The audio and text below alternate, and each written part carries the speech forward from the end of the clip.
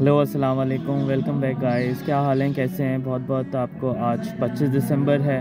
ख़ास तौर पे हमारे यहाँ जिना की बर्थडे है, तो स्पेशल हमारा डे है आज 25 दिसंबर। Happy birthday to Quaid Azam and those who are celebrating Christmas, to my friends and their family, happy Christmas to them. उम्मीद है आप सब खैरियत से होंगे।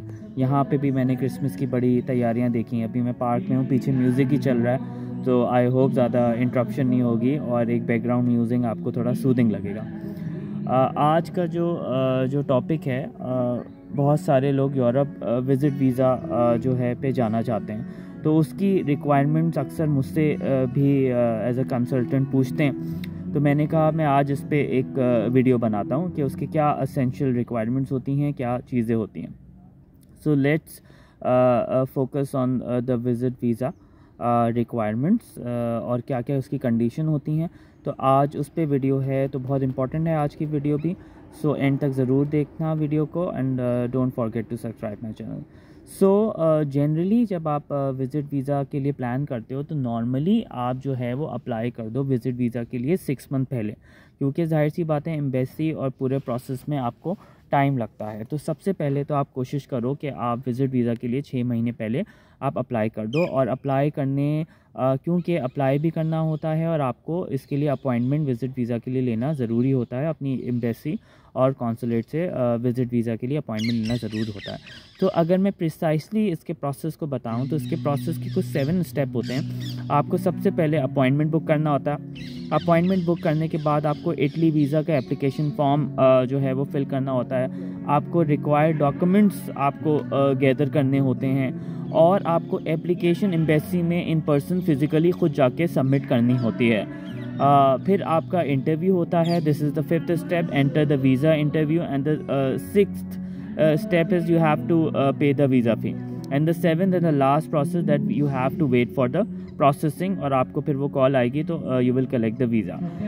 So डॉक्यूमेंट्स क्या क्या रिक्वायर्ड होते हैं, इनको आप 2 पार्ट में डिवाइड कर दो।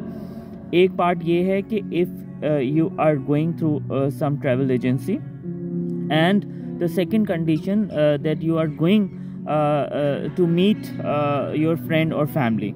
सो पहले हम उस सिचुएशन में बताते हैं जब आप जो है वो टूर एजेंसी के थ्रू जा रहे हो, तो उसमें क्या क्या डॉक्यूमेंट्स रिक्वायर्ड होते हैं। सबसे पहले तो आपको ट्रैवल इटिनरी आपको कंप्लीट करनी होती है। आपको पूरी ट्रैवल डॉक्यूमेंटेशन कंप्लीट करनी होती है।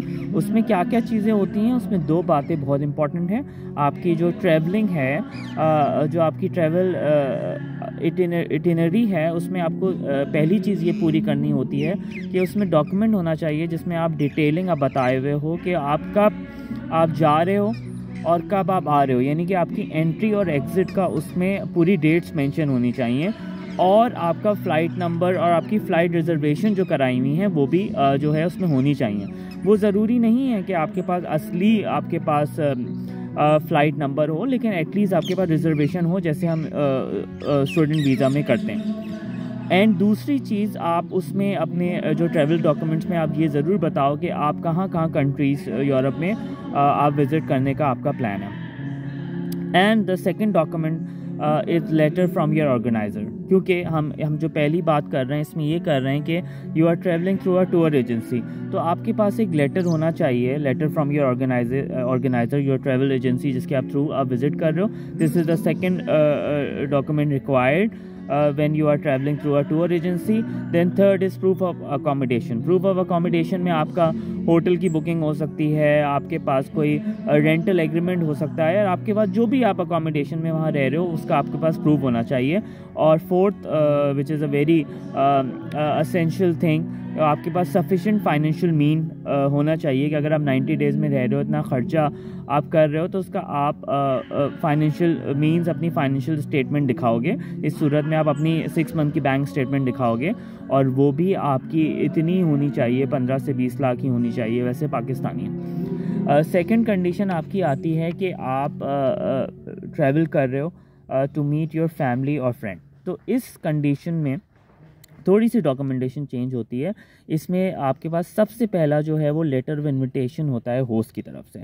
होस्ट कौन होगा? आपका फैमिली में से कोई होगा, आपका फ्रेंड होगा। अच्छा, इसमें कंडीशन ये है कि जो आपका फैमिली या फ्रेंड है वो उसको इटालियन सिटीज़नशिप ज़रूर होनी चाहिए उसके पास, और रेजिडेंट परमिट, या तो आपके पास इटालियन सिटीज़नशिप हो, द फर्स्ट कंडीशन, या रेजिडेंट परमिट होल्डर हो।